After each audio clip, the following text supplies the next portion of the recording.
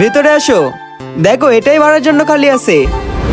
মাত্র 2 দিন আগে আমি রং করিয়েছি। সাহেব ঘর তো ঠিক আছে, কিন্তু আশেপাশের মানুষ ভালো তো? হ্যাঁ নিশ্চিতে থাকো, সবাই ভালো মানুষ। ঠিক আছে সাহেব, ভাড়া কত দিতে হবে? ভাড়া তো আমি নেবো 5,000 টাকা মাসে, আর 3 মাসের অ্যাডভান্স দিতে হবে, কারণ আমি তোমাকে চিনি না। 3 মাসের অ্যাডভান্স? ঠিক আছে সাহেব, এটা আমার ছেলের নাম্বার, একবার আমাকে ফোন লাগিয়ে দিন, আমার ছেলের সাথে কথা বলতে হবে। আচ্ছা ফোন দিচ্ছি। এই নাও।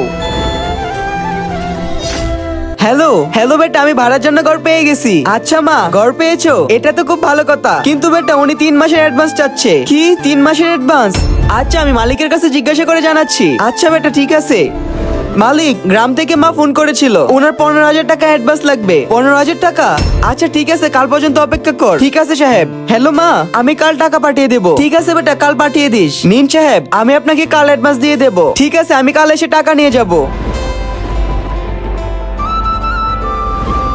মালিক এখনো আসলো না, আর আমার ফোনও বন্ধ হয়ে গেছে। এখন আমি মাকে ফোন করব কি করে? দাও, ভাড়ার অ্যাডভান্স টাকাটা দাও। সাহেব আমার ছেলেকে একটু ফোন দিন, আর ও কি বলে দেখুন।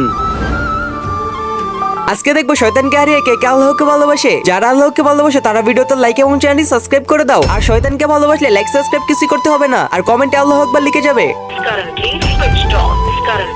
তোমার ছেলের ফোন তো বন্ধ বলছে। ফোন বন্ধ বলছে? আমার মনে হয় না ও টাকা দেবে। তুমি তোমার মালপত্র নিয়ে অন্য কোথাও ঘর খুঁজে নাও, আমি এই ঘর অন্য কাউকে ভাড়া দিয়ে দেবো। সাহেব এখন আমি ঘর কই খুঁজবো? এসব আমি জানি না, তোমার মালপত্র নাও আর এখান থেকে বেরিয়ে যাও। এই নাও, আর এই নাও তোমার ছেলের নাম্বার। ভাই আমাকে আপনার ফোন থেকে একটা কল করতে দেবেন? ভাই আমার কাছে ফোন নেই। ফোন নেই? এখন আমি কি করব?